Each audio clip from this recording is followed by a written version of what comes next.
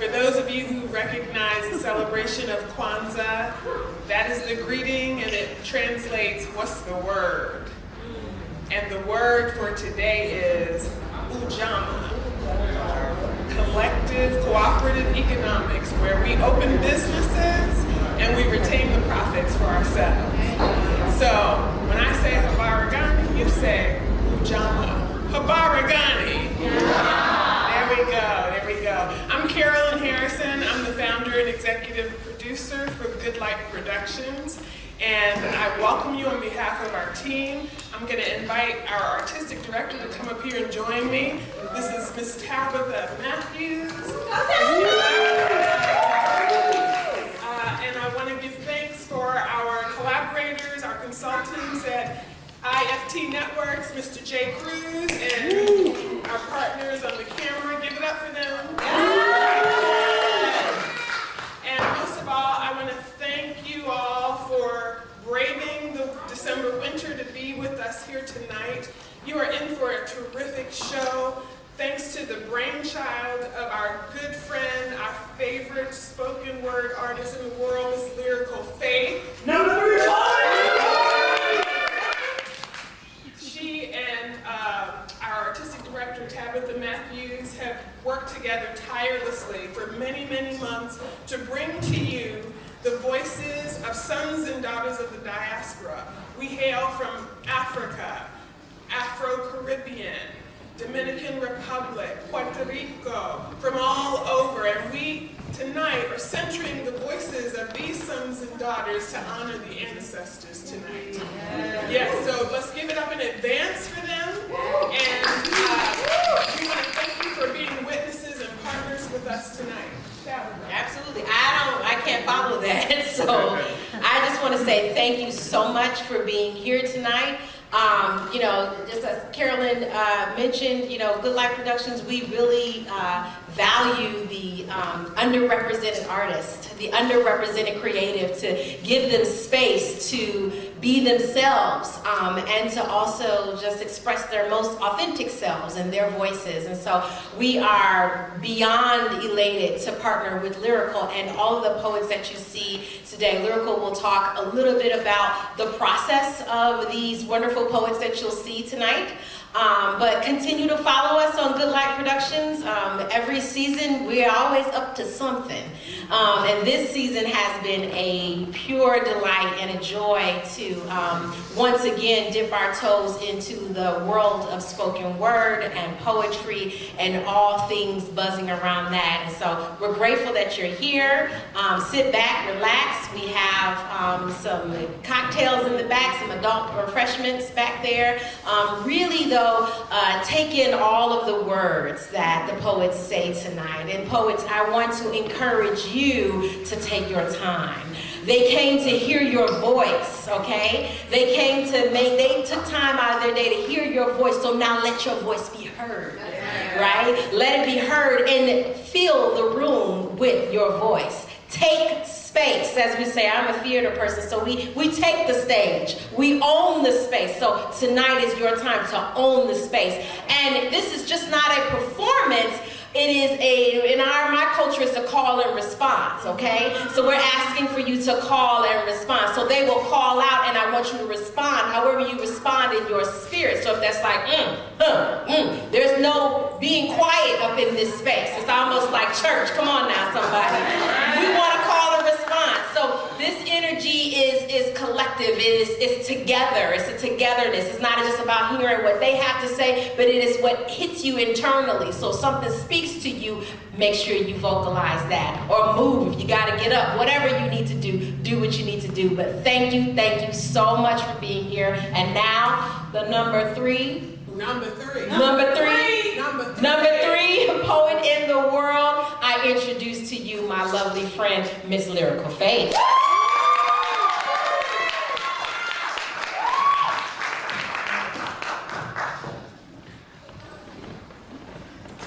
In 2019, Warner Brothers produced The Joker, and it becomes the first R-rated film to gross over $1 billion in revenue.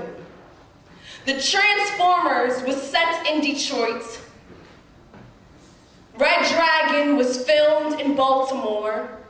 The Silence of the Lambs was in Memphis, Tennessee, and Frankenstein came alive in New Orleans, near the same fields as 12 Years a Slave. These places all happen to be the most populous black cities in America.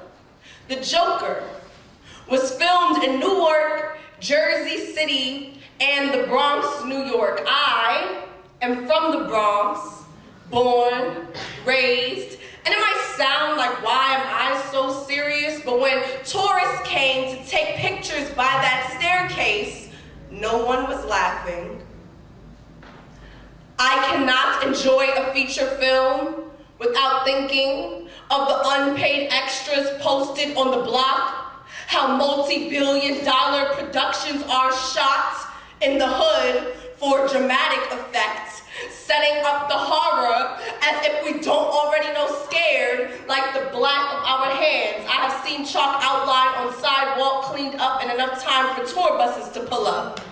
Because street signs in the ghetto make for such great action, like Compton, like Brooklyn, like Harlem, like the South Bronx, like nobody went to sightsee in the hood before it became Hollywood. Can't you see the stars in the ground? The ones that went to heaven before mama could say we made it, before the camera panned right down the graveyard to catch our good side. Tell me, how many box offices will catch a tax break for the dreams that went to go die on Martin Luther King Boulevard? Which scene can my family survive in when our poverty is just so profitable, when the camera stopped rolling and remnants of your lens is still on every barbed wire fence? Movie magic. It's not how abandoned the buildings look, but rather just how well they edit out the residents, and somewhere there are viewers visiting the finished product, capturing our trauma in portrait, posing in places they do not have to be a part of, thinking it'll turn out okay, because isn't gentrification just color correction anyway? What's good, y'all? Lyrical, babe.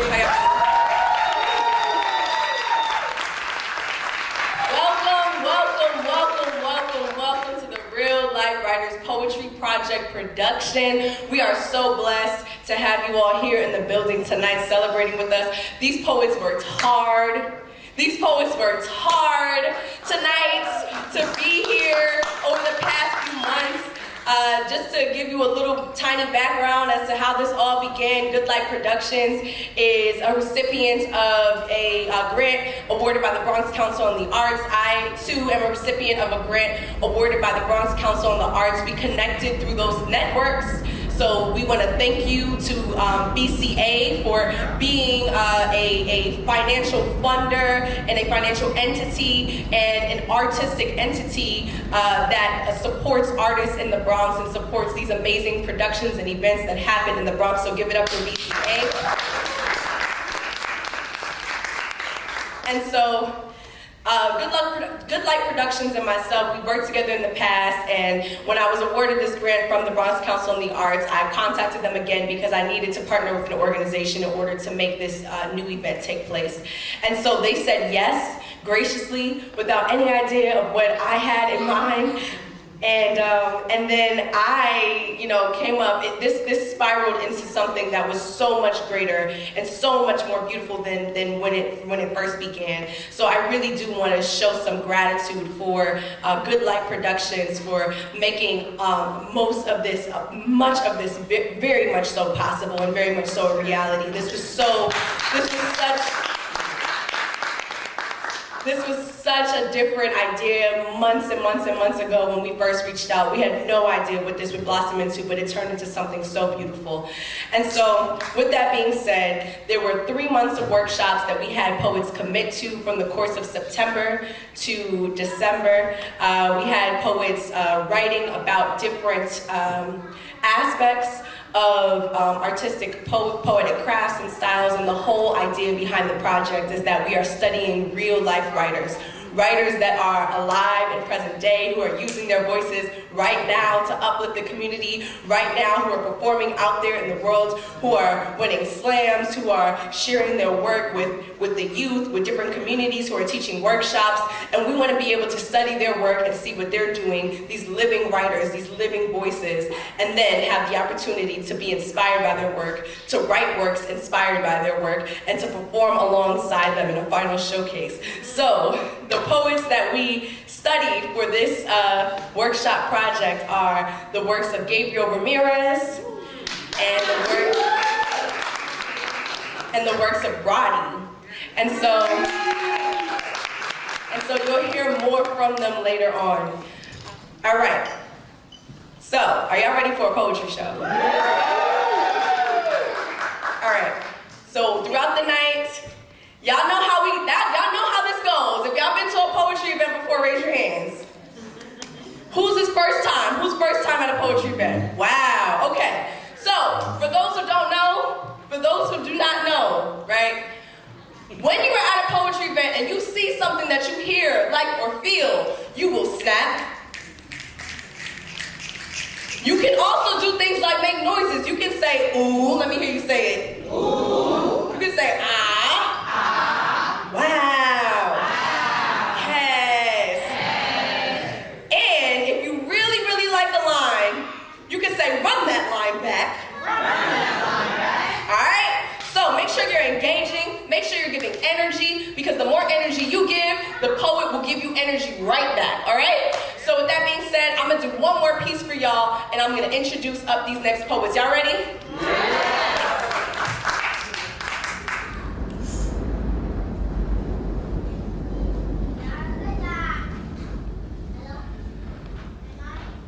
My city is black gunk on concrete sidewalk, whether you are up in Times Square or down in the boogie down Bronx, Gun Hill Road to be exact, Fordham, RPT, Kingsbridge, Highbridge, Mashulu, Sedgwick. My city ain't built for the faint of heart, ain't built for the peace of still. It is peace of still. It is never sleep like bustle on the MTA every day to live your dreams. It is better know your hustle like you know your last name. It is Apollo Theater Walk of Fame on West 125th, where the Kente cloth men sell cocoa butter, shea butter, and incense, and you better keep it pushing if you ain't trying to spend some dollars and cents. My city is my West African sis sitting outside the shop when I walk by, hair braid miss, even when I have a fresh washing set from the salon owned by Dominicans. It is the rude man on the C train with the drum sets who yell good afternoon and tell you about your character and your intelligence when you don't say nothing back. It is the boy on the basketball team selling candy. He has Welch's Fruit Snacks, Famous Amos, Skittles, Snickers, Starburst, and chips. It is the students heading to and from school, so the trains and buses be packed at like 7:30 a.m. and then again around 3 p.m. right before rush hour hits at 5. And don't plan on getting nowhere on time on the weekends if you don't leave your house an hour and change in advance. They are doing construction, and for every delay, plan to take the A train local. The D is running on the F line. There are no 2s and 3s between Uptown and 96, so you gotta get off and take the shuttle if you're trying to get to downtown or Brooklyn. It is traveling around the world and yelling loud and proud, I'm from NYC, and whether I'm in South Africa or Paris, they say, oh, Brooklyn. Because in their clubs, they bump Jay-Z and Biggie too. Yeah. I know this because I've seen it myself. And I can be far away from home, but still feel like I'm next door to the Barclays or the New Yo. My city is every movement from the New Eurekan to Stonewall to the Renaissance to hip-hop. It is the home of Langston Hughes and the Brownstone on East 127th Street between Madison and 5th. But you get up at the 2 train on Lenox and walk down. It is the I Love New York tees and knockoff Louis Vuitton and Gucci's laid out on the blanket in Chinatown. It used to be bootleg CDs and DVDs, but everything is on Netflix now. It is going to the movie theater on the evening that big black movie premieres in the hood, like the opening night of Straight Outta Compton or Notorious, and everybody and their mother in the theater yelling back at the screen, Biggie, no, they tried to set you up, my nigga, don't know. And if you go anywhere from my city, you better get through TSA at LaGuardia Airport or JFK. My city has survived 9/11 and is still feeling the after effects. It is Department of Homeland Security, Islamophobia, PTSD from travel threats. My city is Assalamu alaikum, what's good, king, boss, what up? I'm in a rush. Let me get a bacon, egg, and cheese with mayo, salt, and pepper, make it crispy. And if you ain't got cheddar, let me get a BLT. My city is Staten Island Ferry, Dollar Van, green and yellow taxi. It is the summer of 2006 where DJ Webstar and Young B dropped chicken noodle soup and every black child in the hood learned how to get light to be cool. Standing around the park with your friends, clapping in unison. Stay out the middle of the circle if you ain't got the moves, no music. My city is big facts, dead ass, beloved. It is fire hydrants repurposed in the summer. Mr. Officer, there was no fire here. Sun was so hot. We had a sidewalk barbecue. How could you not hit a Bucket Park, Crotona Park, Prospect Park with your best outfit on, shades wider than your face, watching them boys play the game while the DJ blasts hits from Power 105.1 and Hot 97. My city is everything you thought it was and even more. It is don't move here if you're trying to kick out Mrs. Johnson on the 4th floor. She don't cause no trouble and done been here 40 years, just can't afford the rent no more. It is every culture wrapped into one pot that melts. It is water for every single wish I've felt. You call it New York, I call it my well.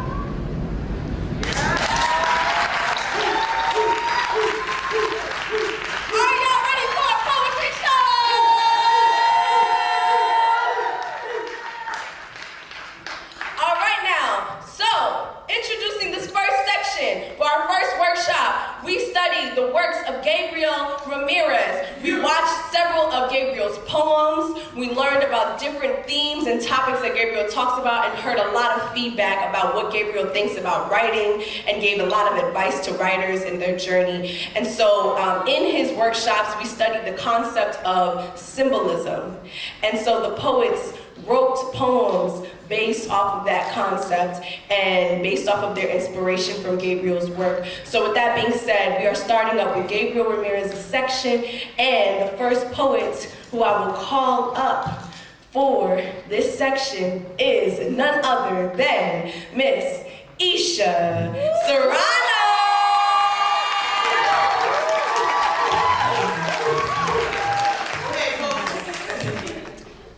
Mamá me dejó café con leche, se quiere casar con una morenita de Washington Heights.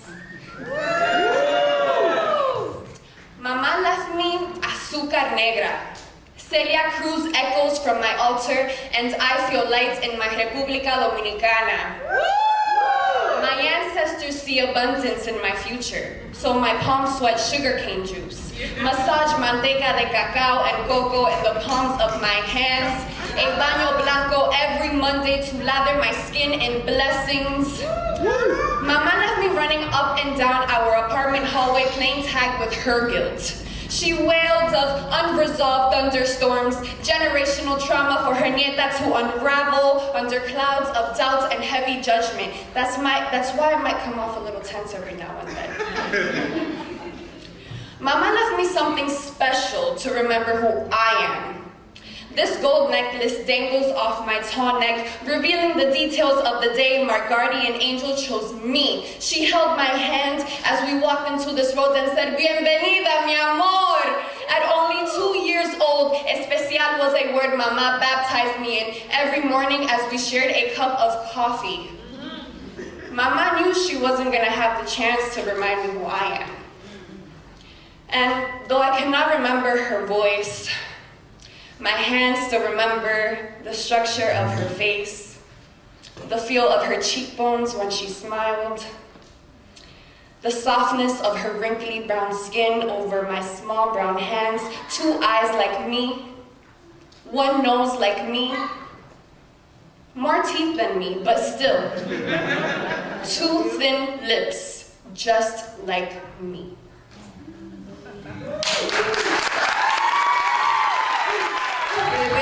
Give it up, one more time for Isha. And keep clapping all the way to the stage as we welcome Air Whitty.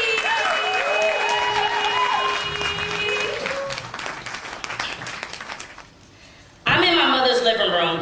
My phone's on 14% at 10:33 p.m. I'm thinking, please save the state of Black America. I geek out about how I'm this agent of change when this thing I can't explain. There has to be a reason that leads my brother to do the things that I can't change. They try to condition me to think that my environment, my community, is the creation of this murder on my mind mentality. See, I've seen them feed those kids Cliff Notes from a survey bought and sold from some small county in Cincinnati City.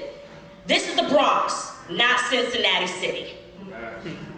Here I am, ever so gently, checking boxes, placing my brothers in this pre-packaged, predetermined, pre-labeled category box. African American Black, check. 16 to 24 years old, check. Criminal family friends, check. High crime neighborhood, check. We're in the Bronx, check. Okay. Let me review. One more glance over you. High school graduate? No. Type, signed, and submitted. The results are in. Mayday, mayday, mayday. This kid is prison bound. I've listened to the sympathies and the empathies, but not much has been done to save these inner cities. You can catch them doing willies and drillies. See, they take pity when these kids are probed and provoked. It's no wonder they look for a quick lick to hit or a block to spin. It's no wonder they're priced out of their city, forced to fit in for defending. Now the whole gang is trending. Of course he's going to have some criminal fins. Hell you thinking? Inhale. Exhale. I pray that love will prevail. That group once said, love will keep us together. Bullshit. Generation full of haves and have-nots, shot a man blind, not his third eye, yet it's an eye for an eye that makes Black America blind. I see no changes, and I'm ashamed because I am an agent of change. Can I be the one to blame?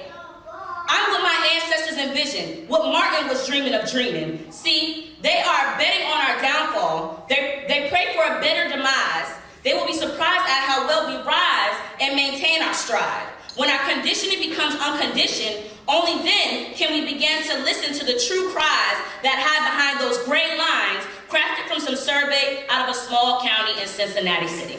Talk about it.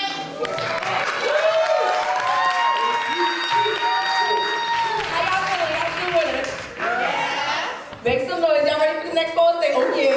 Oh yeah. All right. So keep that energy going. Keep that energy flowing for Maria. Hey!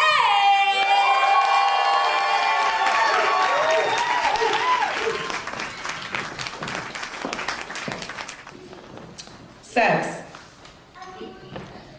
For me, I love the feeling of love mixed with nasty fantasies while music playing in the background. Cause when I get that feeling, I want our sex to healing. The feeling of slowly being kissed when I'm in need. Most women won't talk about this, but not me. Expressing myself is just the beginning, and that sets me free. But the act of having sex is a form of art, especially when you have that right person to play that second part. You can call me crazy, but one thing I know, my sex game is fun and freaky. Sexually, I'm whatever you want me to be. I love to tease and aim to please.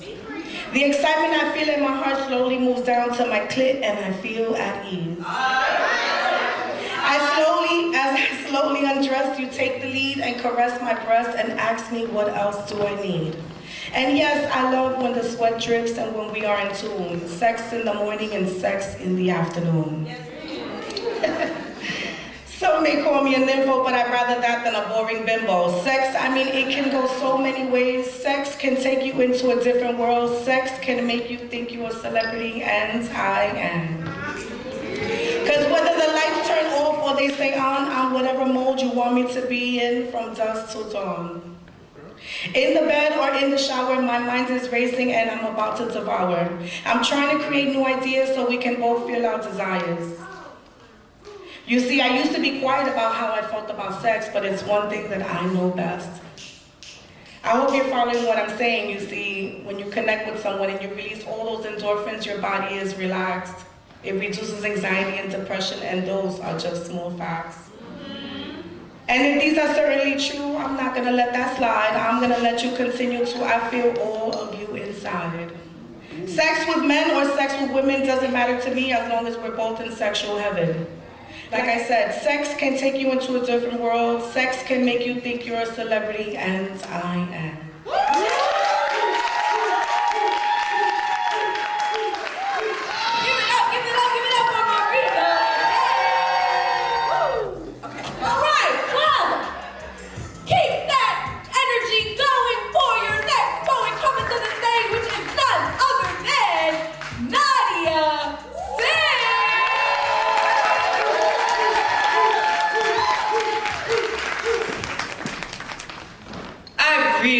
Really hate Superman.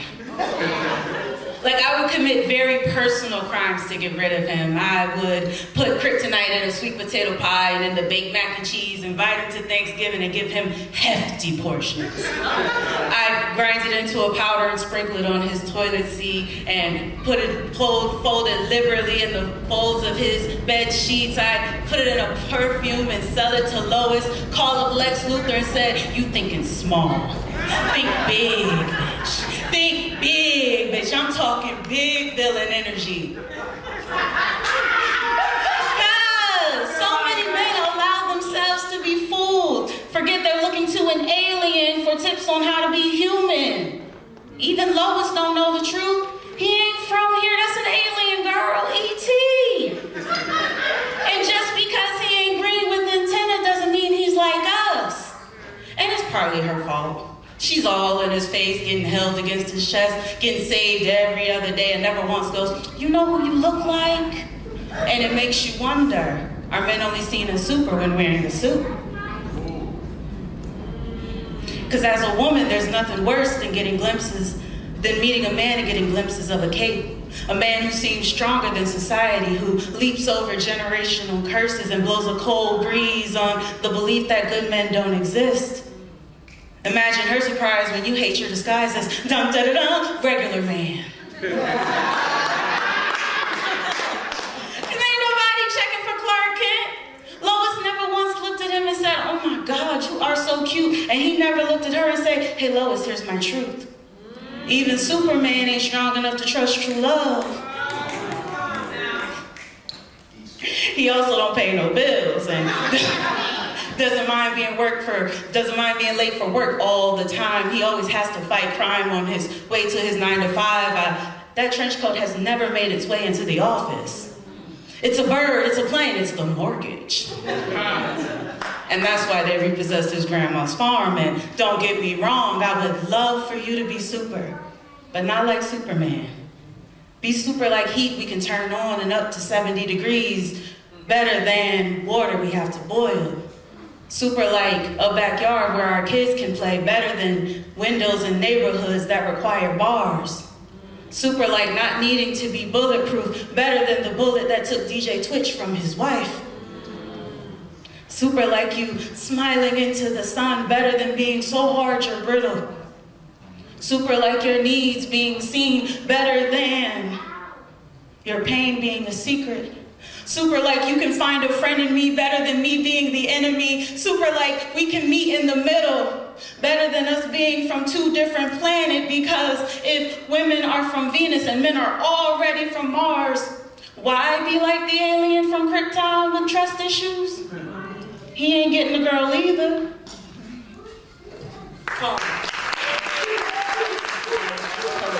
Are y'all ready for the next poet? Please, give it up for none other than the New Yorican poet himself, Mr. Nico Diaz.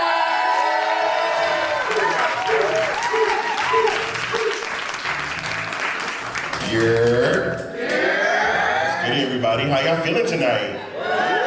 Yo, I felt when I walked in, I felt like I walked in my house. I saw the gay flag, the Puerto Rican flag. I feel at home here. B.A.A.D, it's a beautiful space. It's a blessed to be here. Yeah, round of applause for our space that we're in. This is hollow ground. I was walking downstairs and there's like a hall where there's transgendered icons who are out and performing, who are artists, and it was just beautiful to be, feel seen, feel safe, and that is a rarity in today's age. So I appreciate y'all for sharing this space with us. And yo, my bad, I was late, Lyrical. My bad, Good Light Productions. It has been a crazy world, as they mentioned. My name is Nico Diaz. I'm a queer Afro-Latinx poet, and I just started working for the Lyrical Poets Cafe. Shout out, if you've never been to the New Yorican, vibes are very similar to this, and I encourage everybody to make the sojourn there, because that is truly just like where a lot of birthplace of spoken word poetry and slam happens. So I encourage you to come out. And it's also interesting that it's right by a cemetery, because it's very similar to my love life right now. So I tell you, it's hard out here, man. So with that, I'm gonna do 2 poems for ya.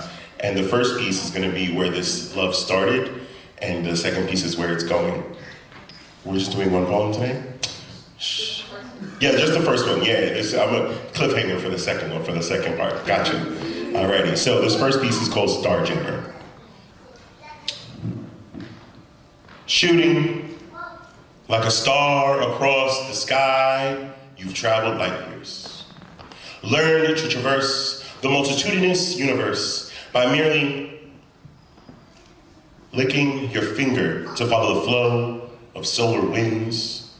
Where you're going, you don't need roads. Time is a construct, distance a hologram. Worlds upon worlds have been your oyster, and you, their pearl. Papa, you're not a rolling stone, you're a planet in orbit, a body in motion, moving at warp speed to gallivant in whatever galaxy you choose. Cosmically, I'm confounded, confused, that you could be anywhere, anytime. Mingling with spacemen on Mercury, dancing salsa on Saturn's rings, and yet you choose to nestle next to me at this minute moment in time, in this tiny corner of Earth, to hear me tell you this poem. Thank you.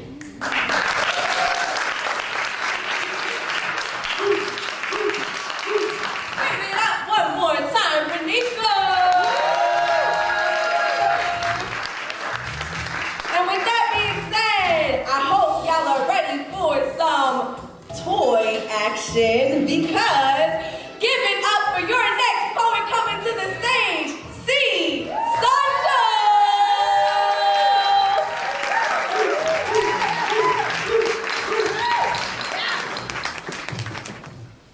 Wendy from Peter Pan. Shelved. Look at me, pretty in pink. Big poofy dress. Look at that twirl. Come dance and play with me. Bright smile, blush cheeks. Anyone would be lucky to have a doll like me. I can keep all your secrets, comfort you when you sleep. Here, look, just give me a cuddle. You'll feel better, you'll see. Every day I try to be happy. I try to be what people need, but they just walk on by. Am I not enough? Am I not good at being me? Sitting on a shelf, dusty, cobwebs all around. I'm not the most popular. Most look past me. Some look up, catch my eye. I give them my brightest smile. They leave, and they don't look back. I wish I knew how to do that. I reach out my hand, hoping someone grabs hold. But the air feels so empty, yet I still don't fold. Sometimes I am hugged, played with, hair combed, but they still don't take me home. I am put back in my corner, waiting for the next person's turn. As I watch, as I see all the dolls who I wish I could be. It's no fun being me. Look, Mom, I hear. Oh no, honey, that doll is dirty, worn out. Come on. Dirty? Worn out? Disappointment on all our faces. I watch them walk by. No love in sight, not even tears, except for mine. Sitting on a shelf, dusty, cobwebs all around. I do not dance, I do not twirl, I do not make any effort to be found by the hands of this hell. I look in my cardboard mirror, a crack stares back at me. Am I really too broken to be heard and seen? As I close my eyes, all I hear are the other dolls around me, laughing, smiling, being pretty. I begin to drift off into a deep sleep, to dream of a world where people aren't looking past me.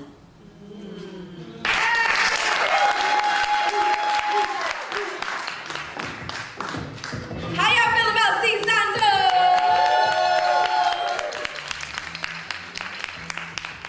And keep that energy going. Are y'all ready for y'all next poet? Say, oh yeah. Y'all still with us? Keep that energy going, keep it flowing for your next artist of the evening, Dara Kalima.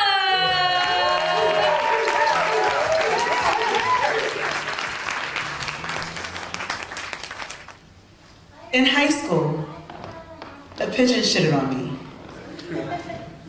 Actually, in high school, several pigeons shitted on me. See, while in high school, I had an early morning class that made me pass under a flock of pigeons right on time for their morning movements. And they didn't give a crap that I was simply a studious student headed downtown to school. They targeted me as if practicing for varsity. Pigeons 5, me 0. I can still recall the unforgettable impact of their poop plopping upon me.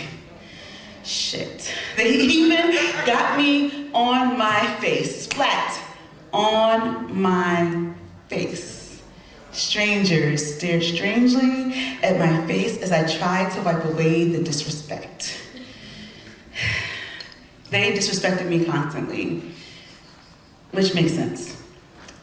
It was probably payback for all those times that as a kid, I ran up on their flocks just to make them fly, just to make them scared, just to see them at ill ease. I was that kid that was unafraid of pigeons and who didn't realize pigeons had no fears either. They were unfazed by tiny me and teen me. They'd be unbothered by us, which is probably why most of us hate pigeons, right? Most of us hate pigeons, right? Okay. They boldly take up the space that we keep thinking is ours to claim. And their claiming space is our loss. We hate that. Pigeons, therefore, their claim of space is our loss, and we hate that. Pigeons are flying rats. They deserve only our refuse. They are such miscreants. Therefore, they do not get our respect. But pigeons also get a bad rap. They've been labeled as dumb. But did you know they're actually smarter than most? They've been thought to be a problem, but they have been the answer for centuries. And they are blamed for causing disease, but they can actually detect them before it spread. Did y'all know that? They can. And pigeons have been marked for extinction. But they were forcibly brought here, domesticated, used as pawns in war on Wall Street, for mail, in races, for entertainment. They were good. Then they were good for nothing. Not one thing they were good for, except taking blame, and I can't help but wonder why. Was it their dark feathers? Their shadowy hue? Was it? If we stop calling them pigeons and call them by their other names, rock doves. If we acknowledge that they too are doves, would they be loved more? Would they be invited to the weddings, be given a place at the table, be fed more than scraps, seen as pure, as symbols of peace? Will we finally notice the beauty and promise embedded in their beautiful coats? If we changed, if you changed, would they finally matter?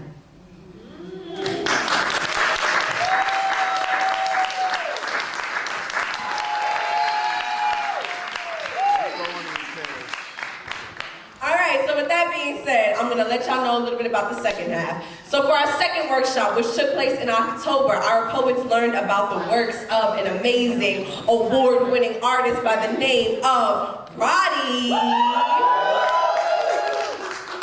You'll hear about Roddy a little later on, but trust, if you haven't heard about Roddy yet, you will hear about Roddy, all right? So, for Roddy's workshop, Roddy tells us about how she was inspired by storytelling growing up, how she was inspired by stories, and that's how she got into her writing. And so for the workshop that we went over, we looked at several of Roddy's works, and we learned about the poetic device of allegory.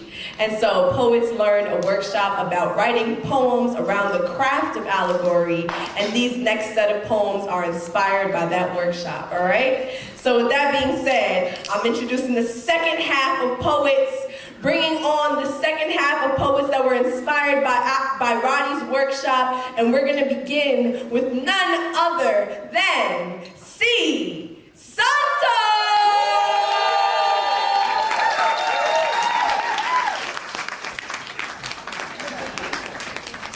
A heart's thorn.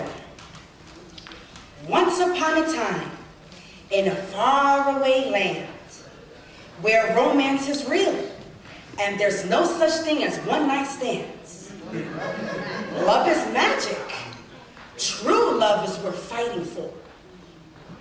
Friends all together, no one worrying about wars. Now let me tell you the story about real life. Reality's twists and turns. Close your eyes. Let's embark on this journey together where love is actually sacrifice. Breathe in, breathe out. Entwine your hands with mine. Dance with me under the stars to the tune in our hearts. Inhale that peace, inhale that joy.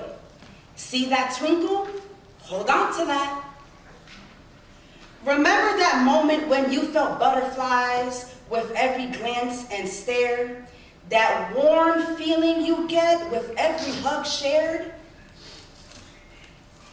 A kiss, one kiss is all it takes. True love, or is there a life lesson here at stake?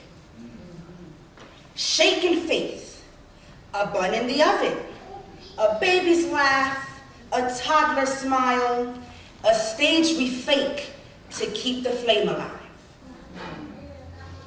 Breathe in, breathe out. I see that mist in your eyes. You know that blur you get before the tears fall. Lies on your lips, filth on your hands, destroying the magic we built with the sense of another you let in.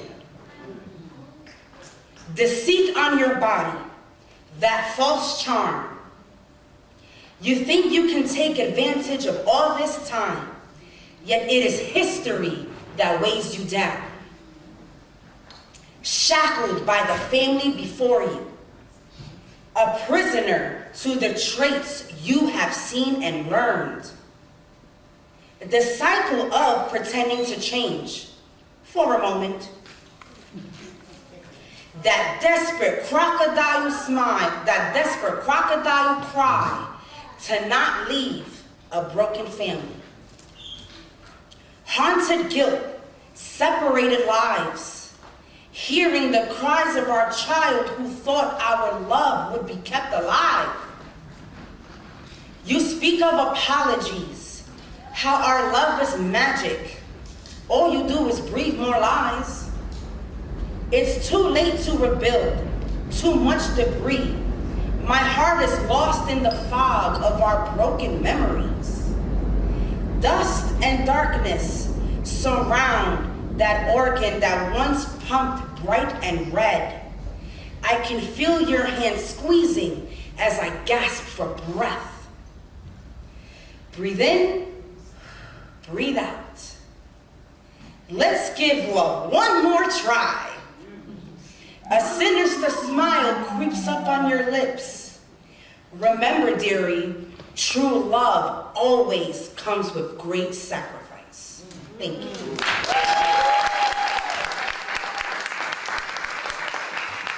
Give it up for C. Santos. I heard somebody say it's the outfit change or the hair change for me. That's right, we get into costume here, all right? And while we get into costume and while we get into character, please keep that energy going for your next poet of the evening, Dara Kalima.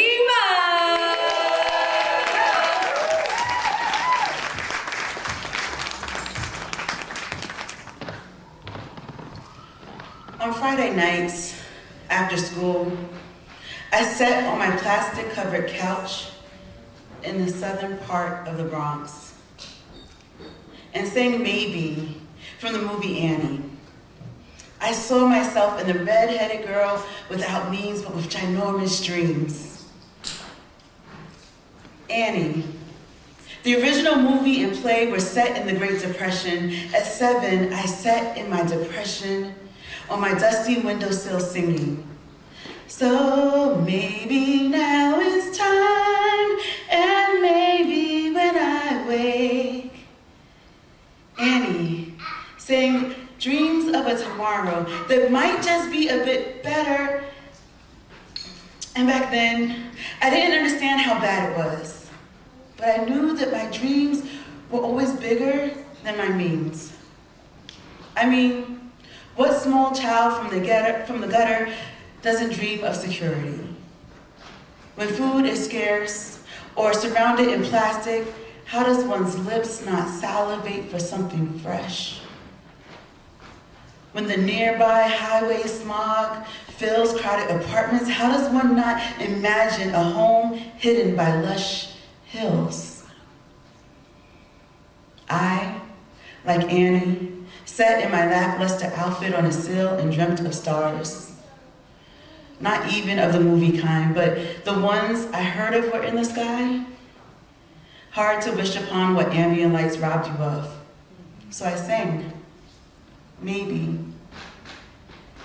Maybe far away, or maybe real nearby.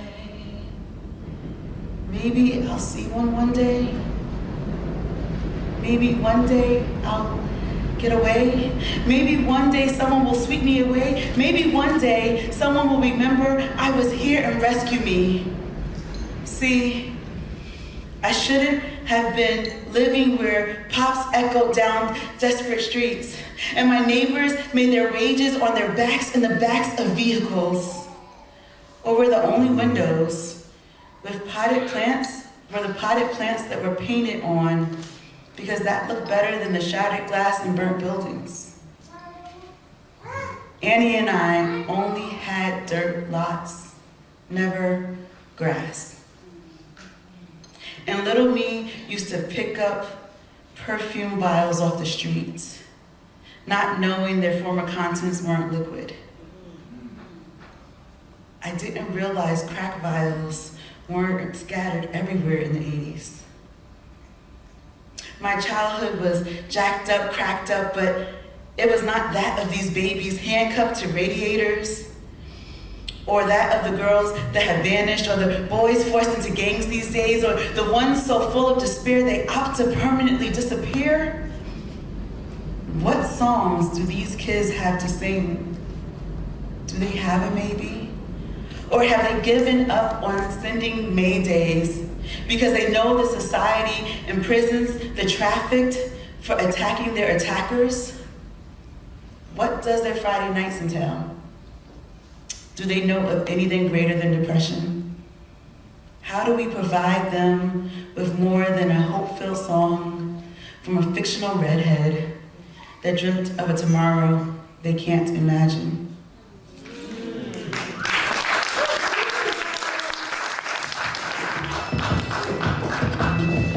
Give it up one more time for Dara Khalifa. How y'all feeling? Y'all still with us? Yeah. Are y'all ready for your next poet? Say, oh yeah. Oh yeah. All right, y'all. So with that being said, I asked y'all to get in character. I'm gonna need you to stay in character for your next poet coming to the stage, Nico Diaz.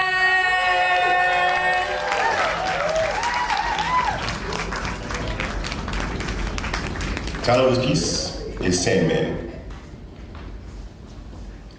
I am your sand, man. You have an empty chest you need to fill with big rocks, little rocks, and granules of sand. But which goes in first? Why, the big rocks, of course, then pebbles, finally the coarse picadillos to fill the crevices, the in-between. Done in reverse, sand, pebbles, rocks, and it wouldn't fit. This same methodology applies to time, to attention, to love. Always start with your big rocks. And I am your sand, man. Ironic how the stuff of time that hugs the curves of your hourglass figure would have so little of it. Merely filling the in-between, passing moments, scraps of focus, morsels you can spare, only having you all to myself when, on your walk to the train, the FaceTime ends when you get to your final destination, after your shower as you dry and lather your beautiful brown skin to prepare for a date with someone else, as I help you pick out tomorrow's ensemble. Blue goes better with those pants. Blue like my heart when I surmise that I'm just sand, man. Priorities. When something's important to you, you make fucking time for it. My voice. The last thing you hear each night as I lovingly lull you to sleep, only to then lie wide awake alone in my own cold bed, having not a grain left for myself.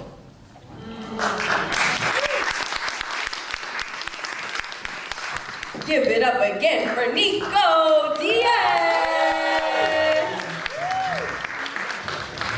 How y'all feeling? A little sandy? All right. So with that being said, keep that energy going for your next poet of the evening, Maria.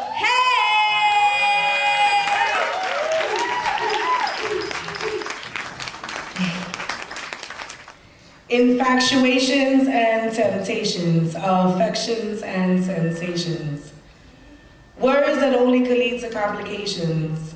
But what we need in this life is a firm foundation that will lead us into salvation. Salvation from starvation, starvation from lack of unnecessary nutrients for our soul. However, we continue to want the wrong things. We seek love in the wrong places, and it only takes us deeper into the wrong mazes. Where is the navigation for our motivation? Motivation to push forward and continue to have innovation. In this generation, we're blinded by animation and can't even hold a simple conversation.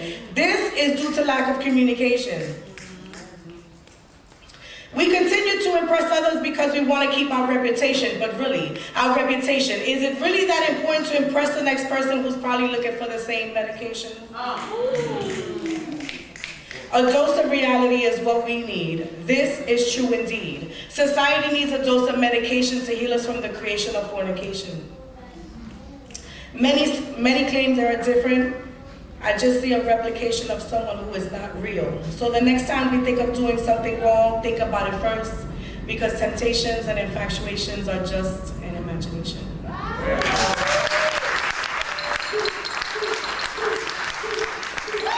Give it up for Maria. Hey!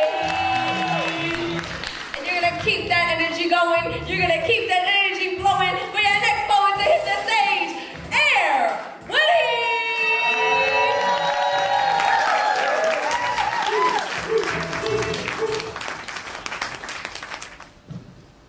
My hips are not an open invitation. You are not invited. My walk is not a wave just because my curves give a sway. Do not speak to me. My bodaciousness is not meant to be hollered about or put on public display.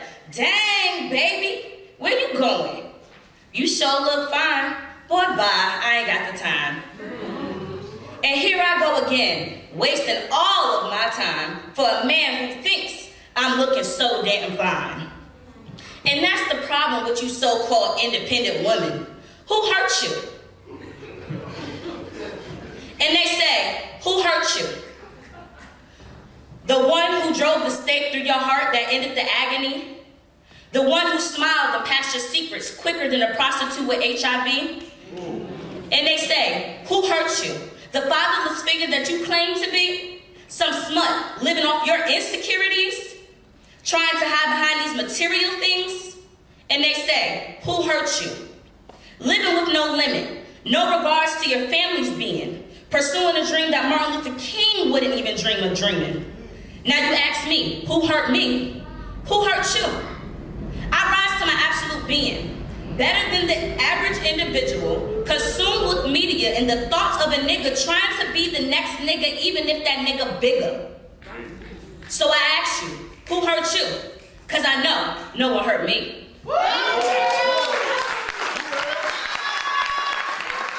Give it up for Air Woody!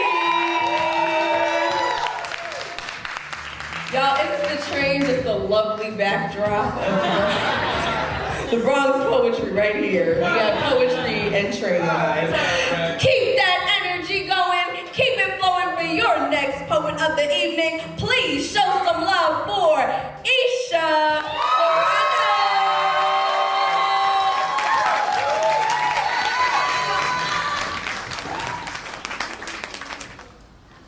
Oh God, thank you for having patience with me.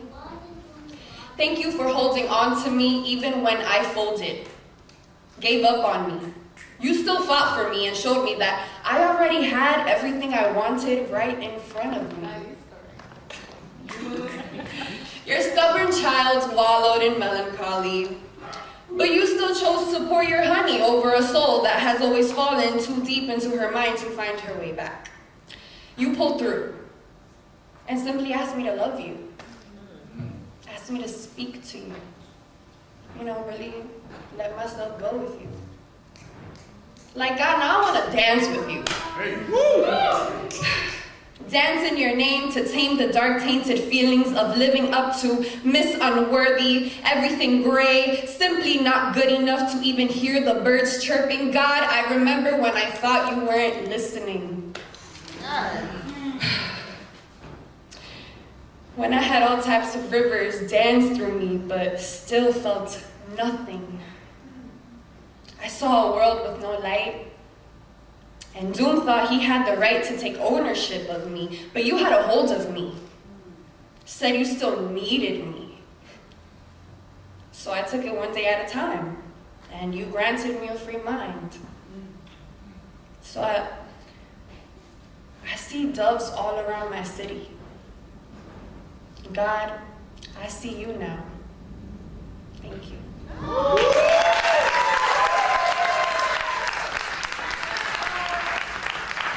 Okay, give it up for each show, but God. Yes. Are y'all ready for the last poet of this final section? Say, oh yeah. Keep that energy going and keep it flowing all the way from Connecticut. Show some love for Nadia Sam.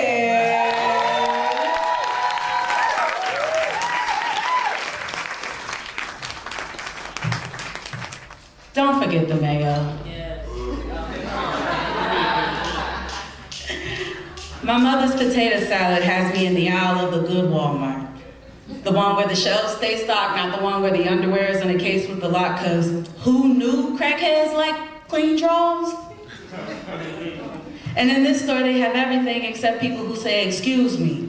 So excuse me if my murmurs turn to mumbles, turn to my Samuel L. Jackson stares. I dare you to take the last bag of white cheddar puffs. Knuck if you buck. Now focuses the mayo. And passing the baby section, the silence of my mother's wish for grandkids hits, and the old argument in my womb begins about how my left ovary is all in, but my right don't want no parts. She ain't never liked me since I turned 12, and me and that heifer been beefing ever since. And even though the parts that make me a woman are weak, I've had to be black and a woman all week. So I pushed forward, refusing to weep, and I thought mayo is usually by the salad dressing. Who designed this store, bruh? And at the refrigerated section, comparing prices of meat, and that one's 7 cents cheaper and only a little gray. And I need the extra money because I have to buy my test strips. Cause all week I've had to be black and a woman and a diabetic. Everything has to be no sugar added. But watch out for the Oates brothers, sucralose and fructose, cause them niggas be lying and don't taste quite right. Fake sugar on the tip of the tongue kind of feels like a lie. Kind of like Kanye on Any Given Sunday with his hands to the sky. Or like Drake with a stallion reference that's not Megan. Yeah, right. Also, bye, Tori. And nonsense and noise have chased me up and down the aisles. And girl, if you forget this mayo. Cause all week I've had to be black and a woman and a diabetic. And I follow the shade room and the comments make me want to be single, to torch the earth, and to audition to get abducted by aliens on an expedition expeditiously in that order. Because who wants to be stuck on a planet with people who litter and fight to take away rights? And all week I've had to be a human fighting for rights like life and the right to decide. Because nowhere did I decide to be black or a woman or a diabetic. And I hope they have Hellmans, because they can go straight to Hellman if they think I'm paying $8 for dues. And let's not to mention the cost. Let's talk about the cost of it all, looking for $5 salmon and all they have is tilapia. And child, if you forget this mayo, they don't sell Miracle Whip here. I only have 18 items. I counted because it's the 3rd and the people with the food stamps are out and their carts are overfull with treats, sweets, and goodies I can only dream about. Because all week I've had to be black and a woman and a diabetic and middle class. My check has to be enough to house me and feed me, despite inflation and YouTube thinking I'm about to pay to be ad-free when I got 7 seconds all day. And my thumbs are quick to skip ads as soon as they become skippable, like the way I quit love as soon as love becomes quittable. And someone, please tell me how I spent $186 when everything was $350. And I only have 18 items. Taxes. Shit. I still forgot the mail.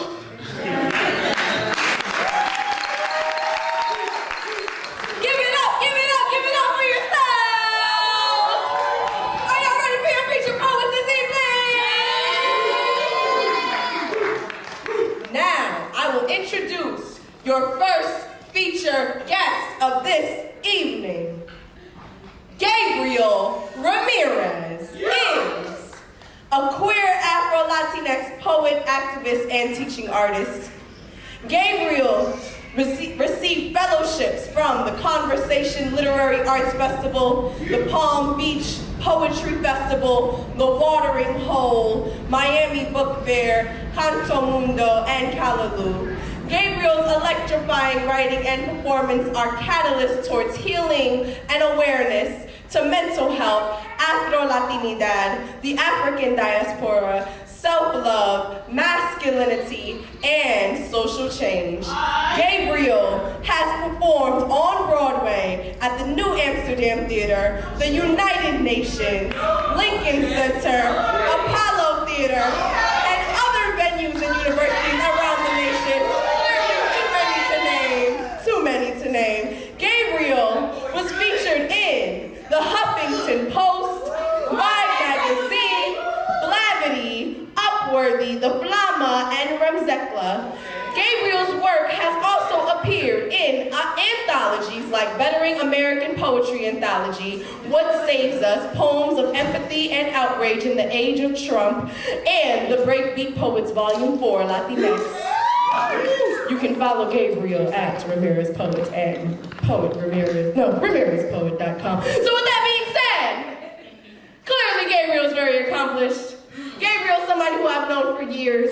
Gabriel is an amazing poet, an amazing spirit, but on top of that is just an amazing person. So please, show all of your love, give all of your energy for your feature to hit this stage tonight, Gabriel Ramirez!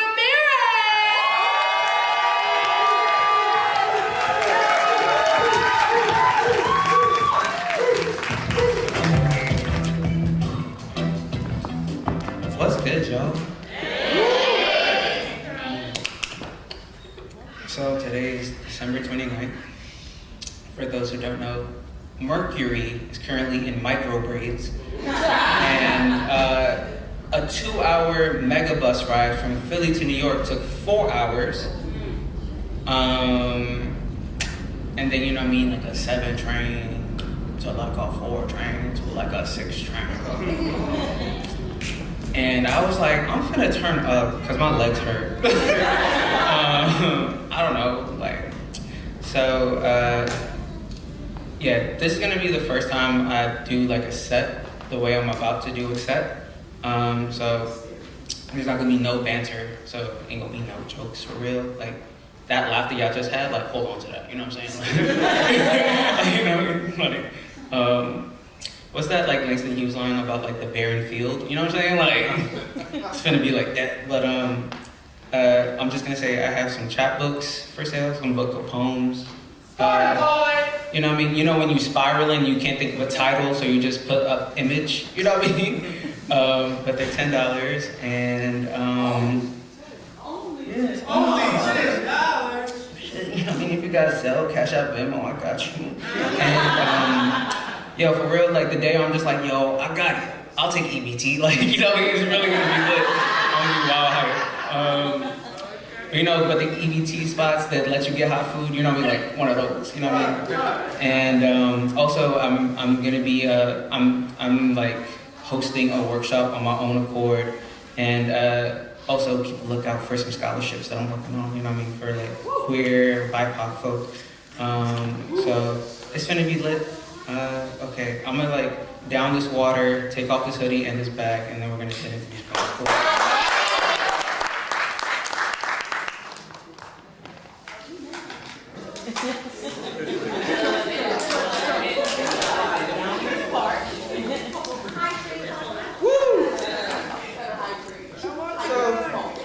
While I do this, can I ask if anybody got like a bestie? You know what I mean? Yeah. Can I see like a raise of hands? Cause you know what I mean. There's lights. You know what I mean? A raise of hand if you got like a bestie, a friend, somebody you trust, somebody you love like that. You know what I mean? Like, that's cool. Y'all can stop trying to make me jealous and shit now. You know what I mean? Like, cause like I really like. I don't be having like best friends, and then like I be having best friends in the audience who like, that's crazy, bro. I've known you for like 10 years. I was like, yeah, but like you really like know me, know me, like you really know me. And then they're like, you got wild trust issues. I'm like, oh wow. I didn't know you was my therapist, bro. That's crazy. I didn't know that was our relationship. Cause like I dead ass don't got trust issues. You know what I'm saying? Like I got issues with people I trusted. You know, brothers, I called them. You know, hadn't heard from them all year. Like 4 years ago, I lost my pops and abuela Ana. Almost lost moms and my other grandma. Holla if you need a prayer or a pallbearer lifting caskets, waking up depressed, trying to stay in bed, so numb, forget to eat, sending memes, hoping someone message me. More than an LOL. Then I go to sleep, just wanting it all to be over. I'm not suicidal, and I'm not just saying that. I'm saying I'm just trying to go to heaven where my loved ones at. It's only hard because I ain't trying to write this. I stayed in bed and cried something righteous, thinking about all the ways I done messed up, all the people I hurt, all the people I love, all the people I hurt, all the people I love. Woo! That bus ride was crazy. All the people I let in and pushed out because I hate being who people talking about. Anxiety got my heart racing. Therapist suggested meditating. I sweat and forget que yo necesito una copa de agua y bendiciones de mi abuela cariñoso. Feeling ain't no soul left in me. See me smiling, don't think to check on me. See me wildin', missed calls to 4:45. See, so how you spend your money is how you spend your night, right? So how you spend your days is how you spend your life, right? So, how you spend your life? Tired of all these tattletales talking tacky. Never held a gun swearing they blast heat. When you ask them how they feel, they can't speak. Truth got them scared if you ask me. Truancy the only thing on their rap sheet. Dude must be a copy for the industry. Never that. Goofy cat, rocking pink hoodies, writing emo rap. Sad stories, yeah, I'm filled with that. Their relatives ain't coming back. Most alive in my floral pants, not touching stage unless I do my nails. Heavy-footed, pick the trails, perpetrator eating kale. They say I'm anxious, I say I'm with the shits. Don't know what the difference is inside me, a bunch of differences. Am I nice or am I rude? Am I tight or am I cool? That my friend or that my food? Tell the truth or say I'm chilling. Fake news in your area. If you got shot, who would carry ya? If you see me, don't. Don't say what's up. Don't call me bruh. Don't want your love. Not you. Easing my anxiety with Palo Santo. Need that medicine. Smoke tight pronto. Paper bowls and box. Baby Fonto. Never discriminated. How my lungs got incinerated. Remembering white wine. How I medicated. Now I'm chewing vegetables while I'm meditating. Tired of procrastinating. Niggas die while they waiting. I'm a fighter. I'm a writer. I'm a rapper on a diet. I'm a garden. I'm a riot. Lavender oil, if you want to try it. Stop talking like y'all some mobsters or like your chakras. I'm just trying to get the truth to bother you. Because, like, what would it be like if you saw a black boy audition for his own funeral?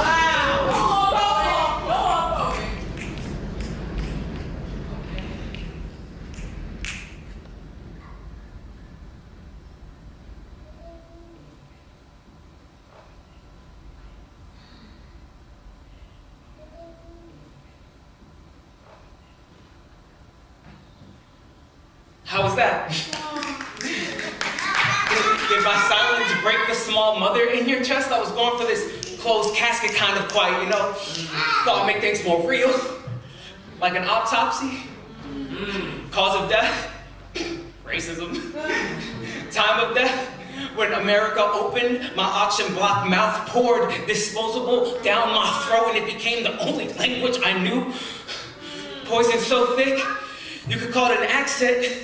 Call it self-hate, you know, ruin black folk be fresh meals, be what the prison industrial complex fill their wallets with, black movies so low budget, we could use the concrete instead of a crucifix. Yeah, it's fine, you know. Haven't had a casting call, so I've been training with the cop. You know, he told me, get against the wall.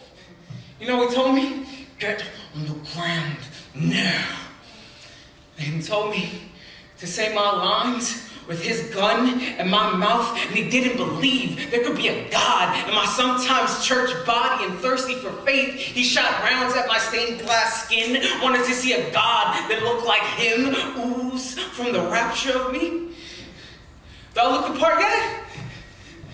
I spent all day with the mortician. They liked me.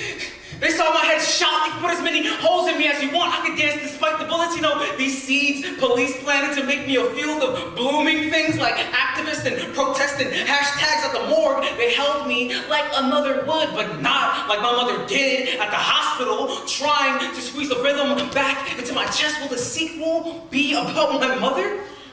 In a courtroom, wailing her way into a settlement of, well, ma'am, I was only doing my job, and a check to pacify her raging blood. Take what flowers grow from me. Make a bouquet for my mother, for all mothers who lose children and are left with shovels to bury what they thought would be the rest of their lives. Roll the credits. A round of applause for every cop that made it to the big screen with their hands too full of fundraised retirement money to carry any kind of accountability. Roll the credits, walk out the theater, all the names from the taken from us too soon, ascending into some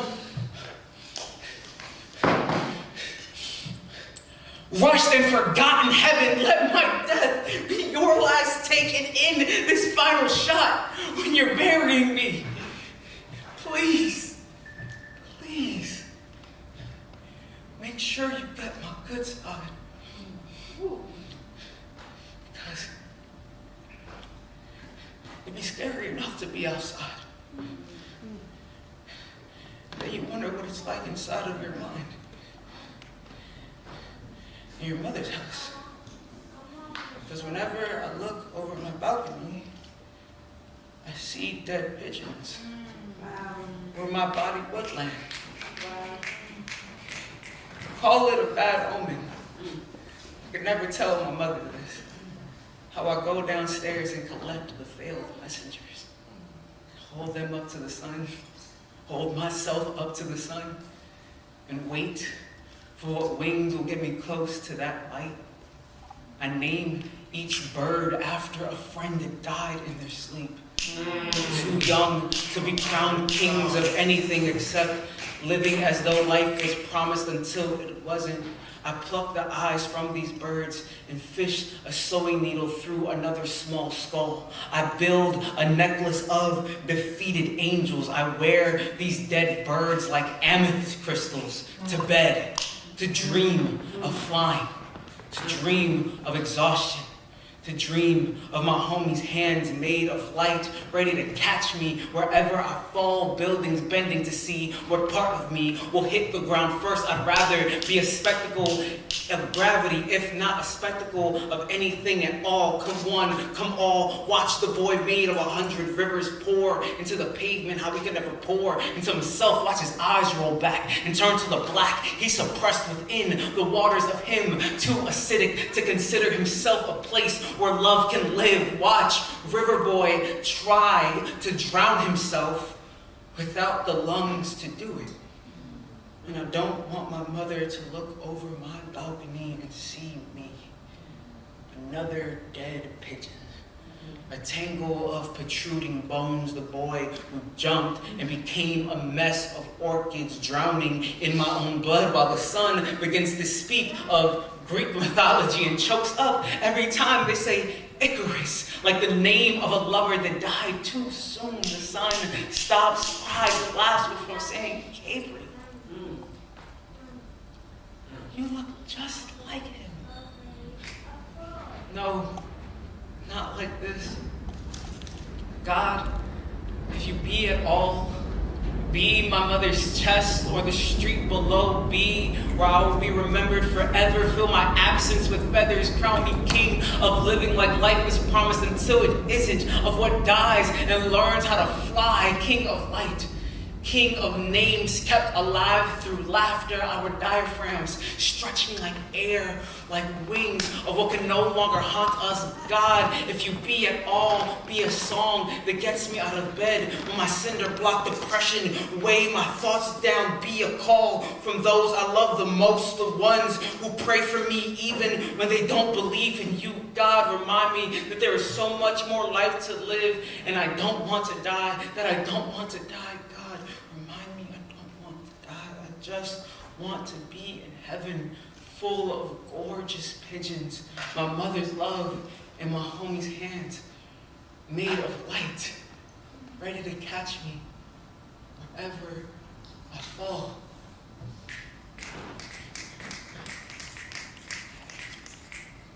Where I can see my grandfather again. Say to him, Abuelo, I wouldn't be who I am today if it wasn't for you being dead. It was time for glitter, nail polish, and locks. Glitter in my nail polish, glitter in my locks. You wouldn't have loved me loving myself. My joy rendered inconvenience, sucked teeth keeping me your grandson. My love for the men in our family is complicated, but still love. Still me accepting who they are, how they may not accept me. Abuelo. Show them the infinite possibilities tenderness allows. How the men in our family love. I would love to be loved by me. And I would be afraid to be loved by me. I'd say enough to keep but never do enough to stay, afraid to die alone like Pops did. Others' love for me has been what's left after forgiveness. And I could have loved them better if I loved myself more. There's nothing I could hide from you, Abuelo. You are no longer of your prejudices, and while I can still hold you accountable, I'd rather be held by your body of stars. Your new understanding of life without the exhaustion of matter. Abuelo, Mommy says I look like you, but I want to look like a man who learned to forgive himself. Orchids blooming up in my throat. What man wants to sound like who's abandoned them? What joke made us ask the wrong questions?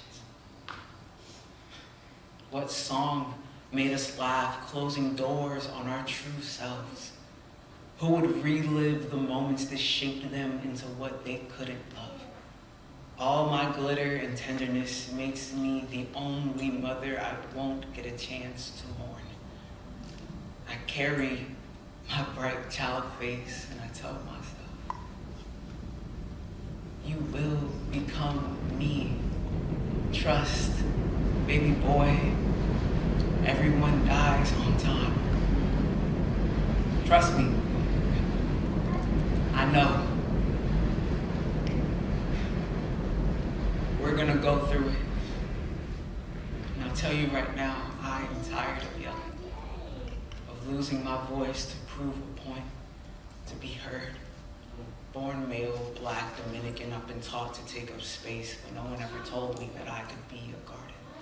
Could be soft and smell good, in bloom at volumes people usually walk past. Usually it's lavender, mango cocoa, or pink sugar oils are how people remember me, how the air became an antidote, became the search for the scent that filled their lungs with flowers, with what reminds us we too can be a home for breathing and blossoming joy. And the heart hugs that follow, they require us to hug with the left sides of our bodies so that our hearts face each other while we all take a deep breath in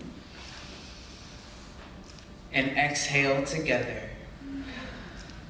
Exhaling everything that tried keeping us from being here today in this hug, this holy place that has no heaven except for the other person. For this intimacy is in no need of romance, in no need of a false future promise to one another, but the promise of this hug ending when we are both ready to release each other back into the world, back to sidewalks brimming with ghosts, and the promise of some danger. Some gardens are unlike anything you've ever seen, but you never asked what had to die for you to be this captivated. To be a garden is to take up space, hoping others will call you home. Call on rainy days too, days when clouds are all, so you forget to look west, forget to think light for its time, bright and generous. Now retreating into invisibility instead of staying where they feel unloved. Where I will return. To have been unloved is to have been loved incorrectly. Loved enough to believe the lie of love being all I need. All of the failed gods in my stomach are dead and screaming for tenderness, screaming like my father. A garden ended at the root, at his bipolar, his depression, his alone, and I blame his absence for not letting me show him how to water himself into what heals. What kind of son am I to think what is my father's isn't mine, isn't genetic? I carry his loneliness that isn't loneliness, but the choice to ignore the world. Thank y'all.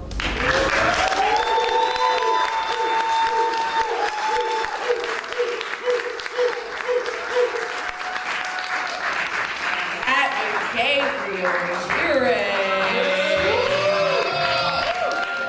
Thank y'all. Y'all were lit. Y'all are lit. All y'all over there. Everybody around here who's reading poems. And you know what I mean? I'm so excited to see the rest of the poems. I can't wait to see Roddy. Okay, bye. Give it up one more time for your feature. How y'all feeling? Y'all still with us? One more time for Gabriel, y'all. One more time. I told y'all gonna feel all types of things tonight, all right? Y'all have been feeling all types of things tonight, and please get ready to feel more things. Are y'all ready to feel more things? There are more things to feel, I promise you, because I get to introduce your next and final feature of this evening. Y'all ready for this? Quarantine Def Jam poet and author of chapbook One Name, All Caps, Roddy is an artist and award-winning writer specializing in spoken word poetry. Her work covers topics such as civil rights, body positivity, sex positivity, colorism, sexism, and more, all while reflecting her real life experiences as a proud, fat, black lesbian. Competing for 9 years, Roddy has had the honor of representing 5, count them, 1, 2, 3, 4, 5 national poetry teams, 3 of which are in her home state of New Jersey, and the other 2 are in New York? Yes. Okay, all right, in New York, there we go. She reigns as the 4-time Poetry Slam champion, as one of the top-ranked Poetry Slam teams in the nation, New Jerusalem team. She is the Stonewall International Poetry Slam champion, making her the #1 queer poet in the world. She is the Black Arts Matter Slam champion. She is the Baltimore Pride Slam champion and was a member of the 2019 Brooklyn International Slam team, with whom she featured at the 2019 Carnival Slam in the beautiful island of Antigua. Can somebody say international poetry? But her most prized accomplishment is currently being the #1 woman slam poet in the world.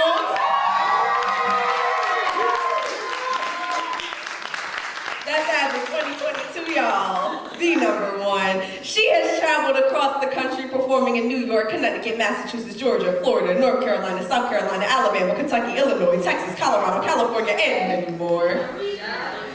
It's more than slam poetry. It's more than poetry, period. I want to write everything in my head: scripts, books, screenplays, short stories, manuscripts, all of it. I have a lot to say that most people won't say, but it still needs to be heard. Everyone, please show all of your love. Give all of your energy for your featured poet this evening, Ronnie!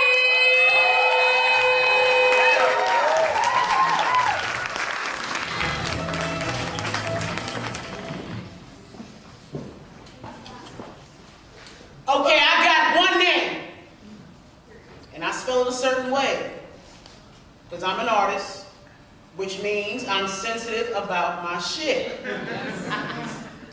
Now, it's a little name, but it's all capitals. It's little, but it's big, like me. And if you don't do it a certain way, if you don't, even when you're speaking to me, it's still capital. When you write me, you text me, it's all capital letters, okay? So we're gonna get this right. This way, y'all know my name.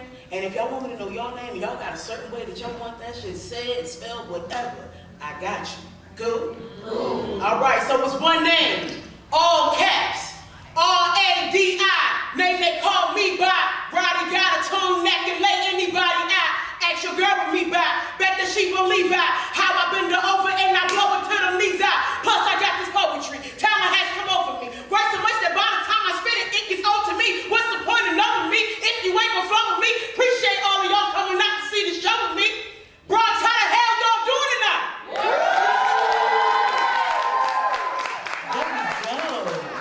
Hey. I came all the way in from Jersey, y'all. That was some shit. Because I had to get a train and then a subway, then a subway, and then a subway, and then walk in between them motherfuckers. And y'all see the girth of a woman, you know? Niggas get moist, even in this weather, all right? So I'm gonna sweat a little bit while I talk my shit up here. Don't mind me if I take a dab or two. That's just what I do. I hope y'all having a good time tonight. Y'all look good. The poets looked good up there.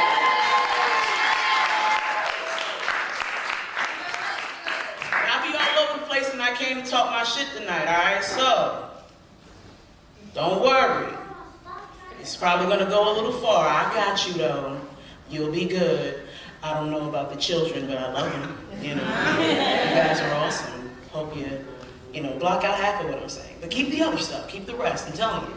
And y'all looking good too, like I said, you know. I hope y'all understand, you know, I was very intentional about what I wore tonight, you know. This is my last show in 2022. You know, I had to wear the champion, because you know I'm a champion and shit. You know, real intentional, had to wear the hair up, because like I said, you know, niggas be moist out here. And the most so, you know, y'all like the boot. I got me some new dyke boots, y'all. These the Basquiat's. These the Basquiat dogs. You feel me? All right, now I wear the dyke boots because I be hoping it'll send the message of what I like, you know.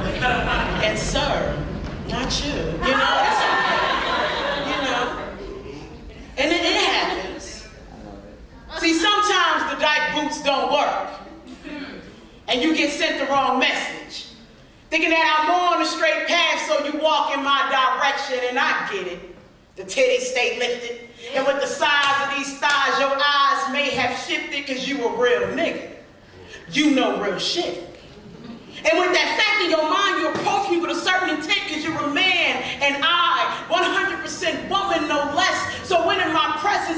for my essence to put a little bass in your chest. And I get it. I'm pretty as hell, y'all. I keep my dyke hand pretty too, all glittery, you know? I got dimples in my smile. Maybe you live a kink life and you like my dominant style, no judgment. I'm flattered, yet only interested in women, or those whose natural spirit is mostly feminine. And I can hear the testosterone dripping off your tongue before this moment begun. And although you're quite handsome, I'm good, bruh. No diss. It'd be a shame for you to shoot your shot in this game and miss, but I guess a bruised ego can't hear my words and accept that you've been curved. You have the audacity to open your mouth and say you can straighten me out. Like, come on, dude. I told you the truth, so consider a weight lifted.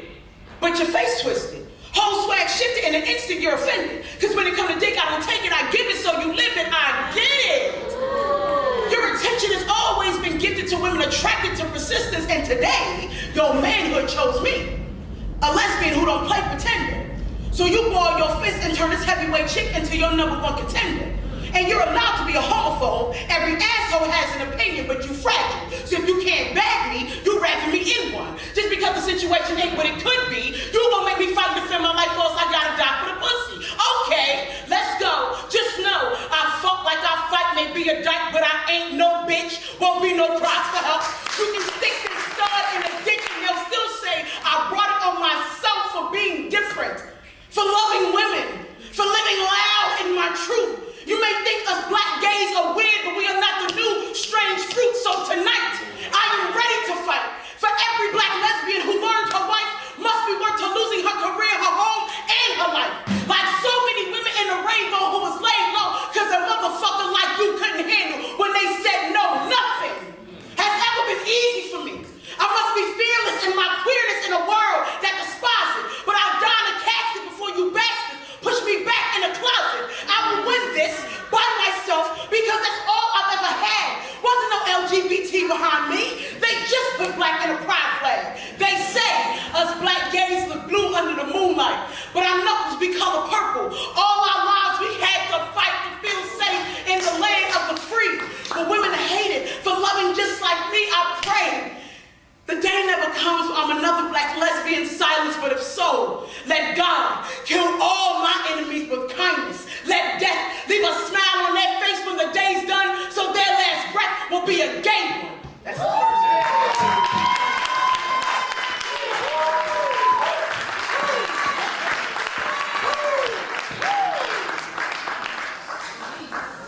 Okay, so this is the part, right? We're gonna do a little part, a little section, you know. Well, we're gonna take our phones out. I know you had to put your phones away, but we're gonna take our phones out. Take our phones out. Come on now, go on. Take that bag, girl. Go ahead, take that phone out, all right? Y'all gonna open up Instagram. Y'all gonna open that up, because I know you got one. And if you don't, you can go on Facebook too. It's cool. You gotta have one of those, okay? Because they kicked me off Twitter, I'm bad. For good, yo. Like they says permanently suspended. What?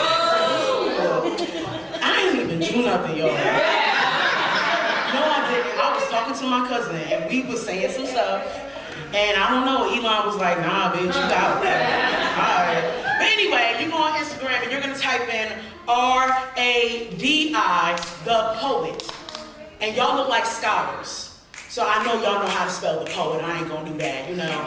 R-A-D-I, the poet. You're gonna hit that follow button. You gonna follow me so you can see me, and I'm gonna follow you. Look at it, it's right there. Ain't that pretty? And y'all gonna take some pictures and videos, and I want y'all to tag me. Let me see what y'all see up here, because I don't be looking at me like that.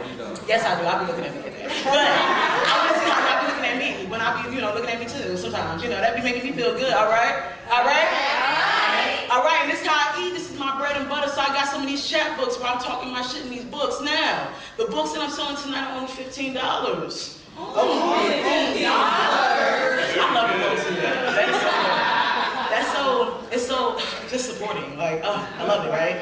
Okay, and when y'all get the books, right, I'm gonna sign it, and I'm gonna put a nice message in there, and it's gonna be for you. It's gonna be a message and what I'm saying to you, right? And it's cool if you do not like the book. You can definitely say, hey, Roddy, I read the book, I didn't like it. No problem. I will definitely send you your money back. But here's the thing. When I send you your money back, send me my motherfucking book back. Okay? I know a lot of Ashleys. You know, I know a lot of Britneys too. Michael is like 5 dudes, you know, you never know. I'll just, I'll make it a little bit more personal. I've been doing this for years, and guess what? I ain't never got a book back, yo. Hey. Speaking of books, shout out to the teachers. Any teachers here tonight? Woo! Shout out to the teachers. Oh my God, thank you guys so much for your job. I know. I don't know how it is teaching in New York, but if y'all ever been to a Jersey school, nigga. Oh my God. And I taught for 10 years. Ain't that something? Imagine this, y'all. All my shit talking, I bring it right to them schools too.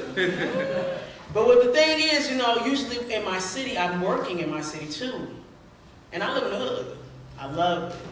The thing with doing that though is that when you're working close to your job and you meet, your students see you off the clock pretty often.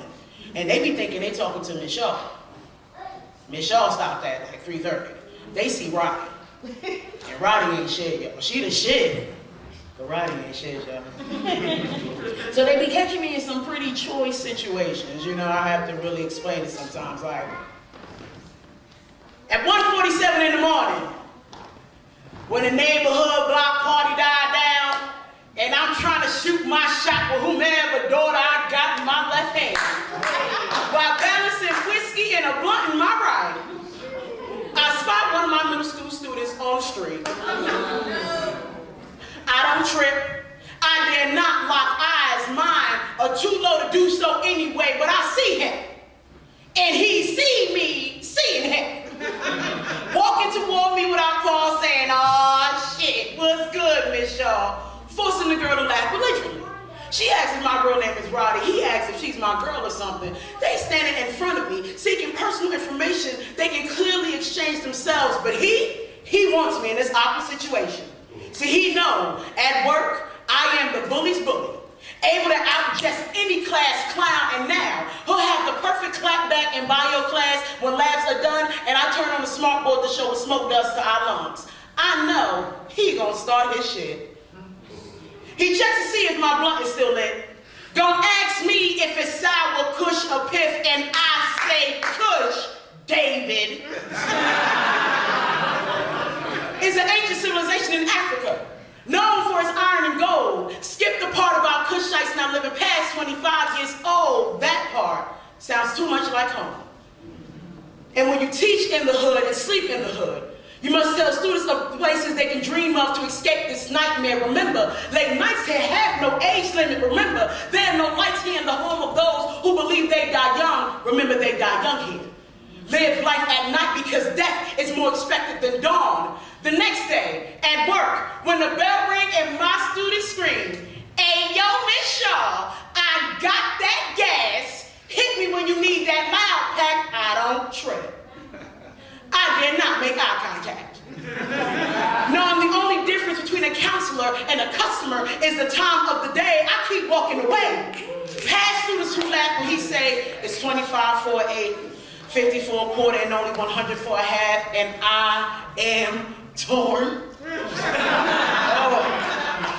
My inner herbalist want to take advantage of them dumbass prices. But the math teacher in me is pissed because I know he should be better with his measurements. I take no offense that he sees me as a sale. Now, naive enough to believe that young black males aren't expected or able to help put food on the table at 13. Because when you teach in the hood and eat in the hood, you can ignore the constant hunger around you. These streets must earn every bite they eat, stack bread, cut corners, and still be left with the crumbs so our sons turn hallways into trap houses, where lockers are stashes and 8th graders become bosses, giving discounts to the teachers of classes they're failing to cut losses. And this is just middle school. How many pounds will they push to prom? How can I blow the whistle without ringing the alarm because taking away his hustle can take away his home?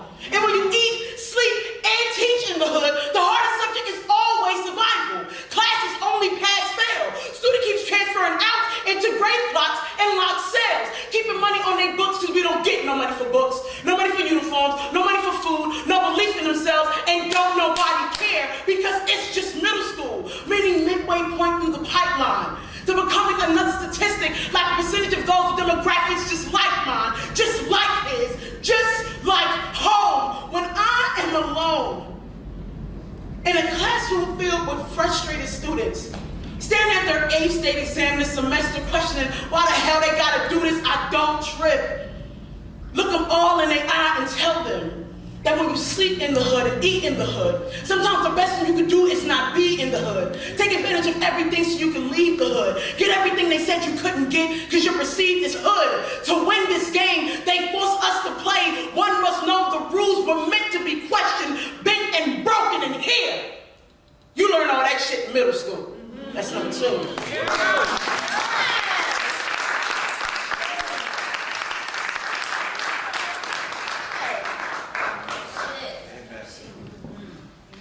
Show love to the kids, y'all. Show love to the babies. Tell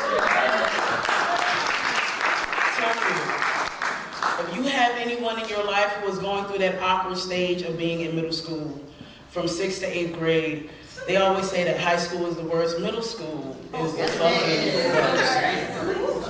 And now, the sad thing is a lot of kids aren't making it out of middle school and deciding to make very, very drastic and permanent decisions for situations that won't be permanent at all in their lives. But you gotta get through it. And it's very easy for your voice to be lost. And it's very easy to forget what it's like to be a middle school student, but we've all been there. We all been 10, we all been 13, we all done had the pimply faces, we all done had an attitude with our best friend and we best friends again in about 2 more days, it's cool. And they're just so awesome, man. And they bad as shit. And they always asking me some personal ass questions. Miss Shaw, you like girls? Oh my God, Brianna. Girl, I like books. Don't even worry about it. I just read all day, all night. And if you're one of my students, I'm gonna tell you some things. I teach the truth, which is very hard to do when you have a curriculum, right? There's a lot of things they don't want our kids to know. There's a lot of things they don't want our children to know. It's a lot of things you can't say to them, and I be saying it to them, because they need to know it. Like one thing I like to say, and I like to tell it to every person I meet, right? And it rubs a lot of people the wrong way, but that's usually what the truth does. And I be letting them know, when you're talking to your God, whoever your God is, you know it ain't a man, right? And they be stuck. And they be like, how you know that, Miss Anani? How you know that, Miss Shaw? How you know God ain't a man? And I don't tell them all the reasons, because, it's only so much they can handle. But when I'm talking to my friends, when I'm talking to people on my level, especially other dudes, right, when I'm talking to men about it, and I say to them, why y'all got nipples? And they just look at me, really? Why you got nipples? What do your nipples do? Like, what your nipples did for, bro? Like, that's crazy. God really made you in his image and he gave you something you ain't even need. That's weird. Like, you know what those is? Those reminders that you was me, bro. Yeah. You know that little XX chromosome and how it broke off and now you an XY? Them nipples still there, though. Them nipples, man. And this is a lot of reasons, a lot of subliminal messages that God be sending you, be like, no, I'm not no man. See, I don't know if God is a woman, but I know God ain't no man. There's a lot of things you could be, but I know God ain't no man. And that's not to be offensive. I'm not trying to offend anybody. I just think that you should know that if you are not a man, then you have a very, very, very, very, very special position in life. And it's great. And if you are a man, you have a very, very, very special position in life. And it's great. And that's dope. But sometimes as a woman, we go through a lot of shit because we women. Ooh. Shit that just happens, you can't stop it, you're chilling, you're living your life, and then boom, some shit happened. Ooh. And you be fucked up. My bad, y'all. You be, oh, fuck. You be fucked up for every 28 days. Sometimes, my body is a grenade of rage. I lose the ability to be lenient when faced with a minor inconvenience, and the whole time I'm holding tears inside because I really want to cry. I am in pain. and uncomfortable. When I stand, when I walk, lay, sit, kneel, anything. And I swear, my nipples can feel everything. Woo, this bitch is coming. I'm cramping, bloated, emotional as hell, and my attitude is out of fucking pocket. I can't stop it. She keep coming back every month for 1 week, unless you wanted them special hoes. Well, Aunt Flo only stayed for 3 days, and if you wanted them special hoes, this ain't about you. I sleep in fear, have nightmares of waking up on the flag of Japan, or my Flo filling a tampon and overspilling into blood on my hands. I'm praying this pad don't shift from me moving, can't leak on the seat of my pants again. Enough jeans have been ruined, so I must get the wings. Always. Or the pearl. 10 packs. I need that long purple maxi with the wings on both ends, but it gotta be thin. I need chocolate, a Snickers, heating pad, painkillers, hell. The way these cramps hurt, I won't even pop a perk. Whatever will work and stop my body from attacking me for not having a baby. And maybe I shouldn't be saying this in here. We learn young that menstruation can frustrate some men, how most of them ain't the type to run red lights like this wet and gushy ain't extra wet and gushy. Like I ain't been walking around since last week, so put a towel underneath me and be a shark in these waters. Just don't shame me and rip me apart. See that the spotting and clotting smells like the rotting of a womb that doesn't hold a son or daughter. Do you know how much blood it took to get you here? How many times that uterus had to shed itself to give you new skin? Respect that as woman. A miracle. Don't crucify us like that man in your Bible where he is praised. Like our blood ain't thicker than the water he walked on, where we are less than lamb. Blasphemy. How its blood on the door is a sign that can save a life, but my blood, which is the door to life, is a sign of impurity? You think I'm dirty for this natural crimson cleansing? Don't you know this bleeding be needed for the breeding of man? You have the gall to make me shameful of it. Teach us all that we should keep it covered like anything that exits our bodies or grows in our bodies. Remember, our bodies is what got you here. This bloodshed will always be positive, even if treated as A negative. It is the burden of woman, period. Birth the flesh of man, period. Does not symbolize an end, period. It's where it all began, period. Even the power of this poem will continue to run on, unable to be stopped without a motherfucking period.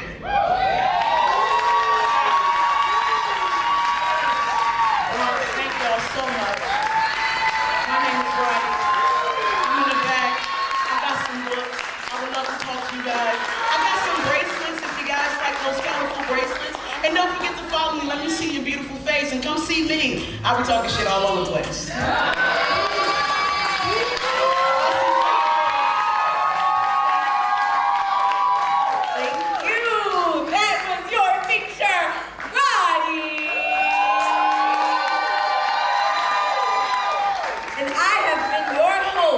Lyrical B.A.A.D.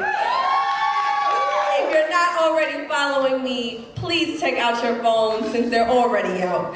And follow me at Lyrical Faith Poetry. That is LYRICALFAITH Poetry. Please follow Good Light Productions at Good Light Productions on Instagram. Please follow IFT Network on Instagram. And I just want to thank you all for this amazing, beautiful evening. Please give it up for yourselves one more time.